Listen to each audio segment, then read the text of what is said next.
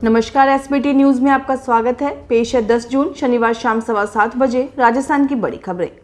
राजस्थान के मुख्यमंत्री अशोक गहलोत ने संकेत दिए हैं कि वह सचिन पायलट की मांगों पर गंभीरता से विचार करेंगे। सीएम गहलोत ने एक निजी चैनल से बात करते हुए संकेत दिया कि वह पूर्व सीएम वसुंधरा राजे पर कार्रवाई को तैयार हैं।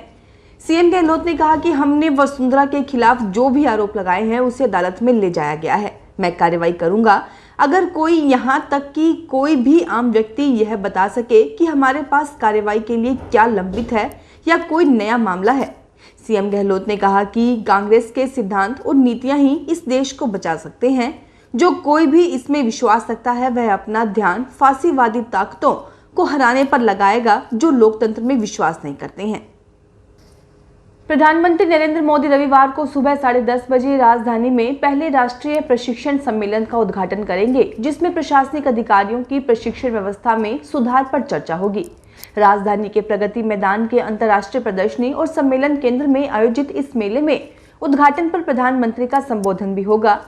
क्षमता निर्माण आयोग द्वारा राष्ट्रीय प्रशिक्षण सम्मेलन का आयोजन देश भर में प्रशासनिक सेवा प्रशिक्षण संस्थानों के बीच सहयोग को बढ़ावा देने और प्रशासनिक अधिकारियों के लिए प्रशिक्षण अवसंरचना को मजबूत करने के उद्देश्य से किया जा रहा है। प्रधानमंत्री कार्यालय की ओर से शनिवार को जारी एक विज्ञप्ति के अनुसार श्री मोदी प्रशासनिक सेवा के क्षमता निर्माण के माध्यम से देश में शासन और नीति कार्यान्वयन में प्रक्रिया में सुधार पर बल देते रहे हैं।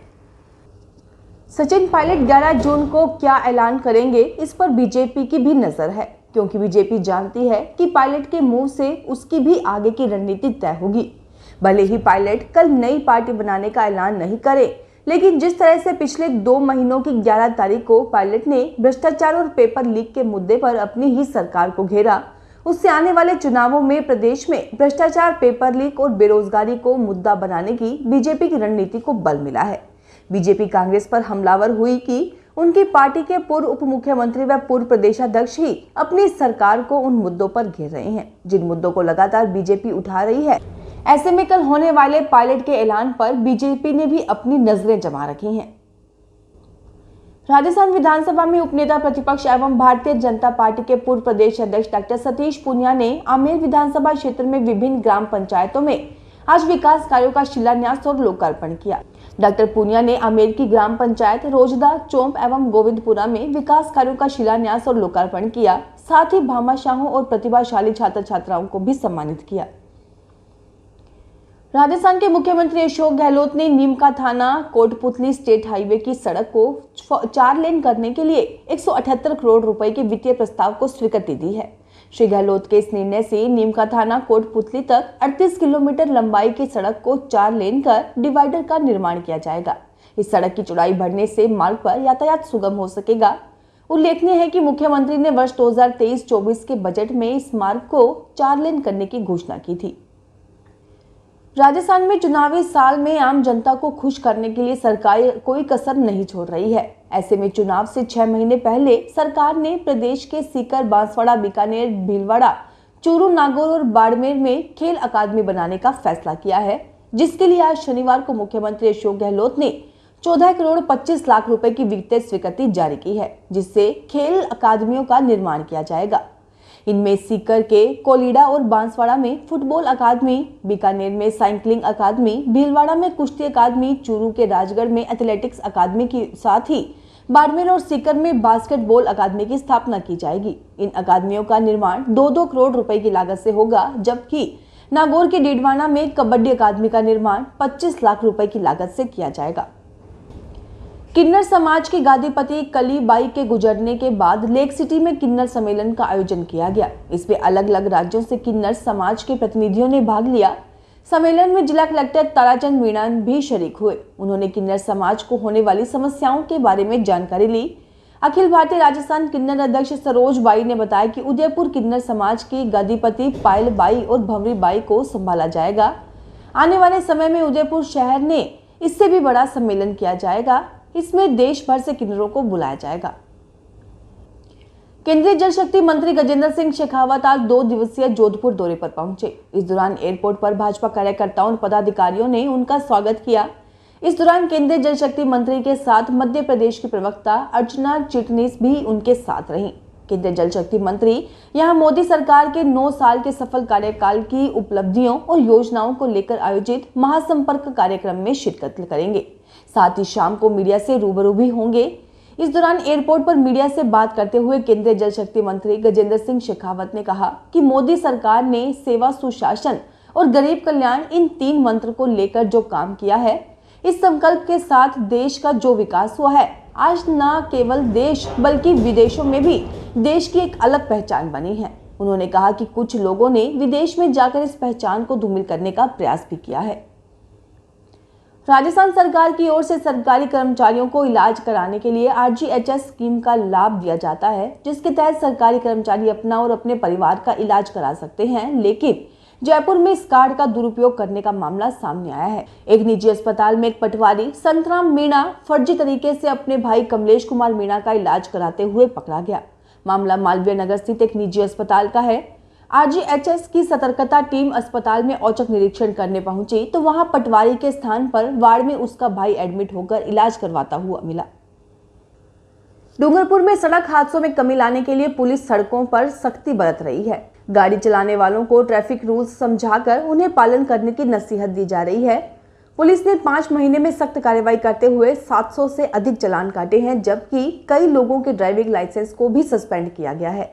SP कुंदन कंवरिया ने बताया कि डूंगरपुर जिले में सड़क हादसों की घटनाएं बढ़ रही हैं। खासकर बाइक से बाइक टकराकर मरने वालों की संख्या अधिक है। सड़क हादसे के आंकड़ों में कमी लाने के लिए पुलिस की ओर से समय समय पर अभियान चलाकर लोगों को जागरूक किया जा रहा है।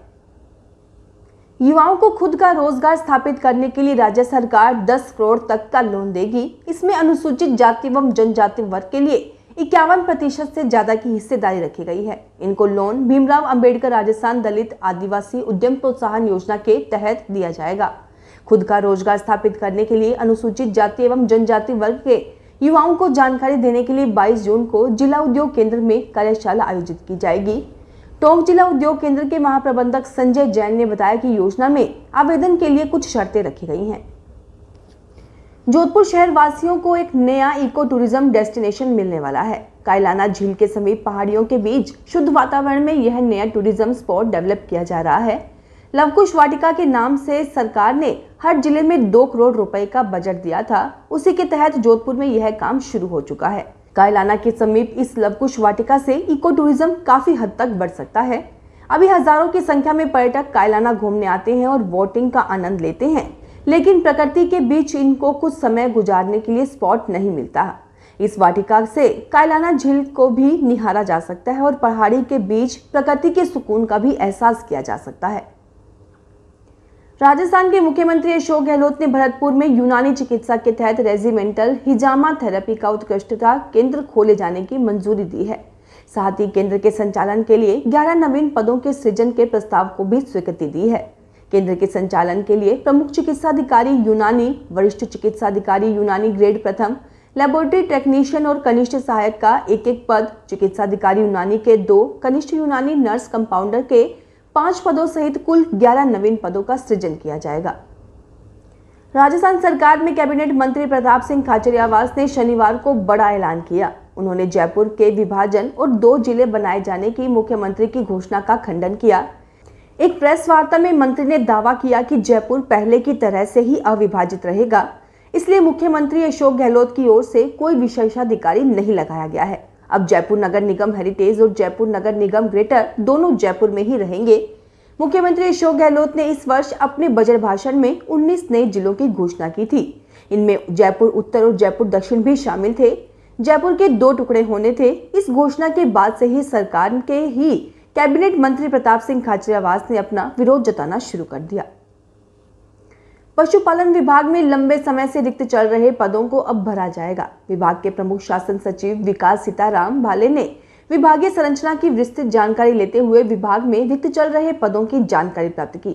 उन्होंने विभागीय अधिकारियों को निर्देशित किया कि रिक्त पदों के लिए आवश्यकता अनुसार विभागीय पदोन्नति की कार्यवाही की जाए। साथ ही सीधी भर्ती से भरे जाने वाले पदों के लिए भर्तियां प्रस्तावित की जाए। उन्होंने कहा कि रिक्त पदों को भरने से विभागीय गतिविधियां सुदृढ़ होंगी, साथ ही पशुपालकों तथा योजनाओं का लाभ पहुंचाना आसान हो सकेगा। फिलहाल इस बुलेटिन में इतना ही। फिर हाजिर होंगे और बड़ी खबरों के साथ।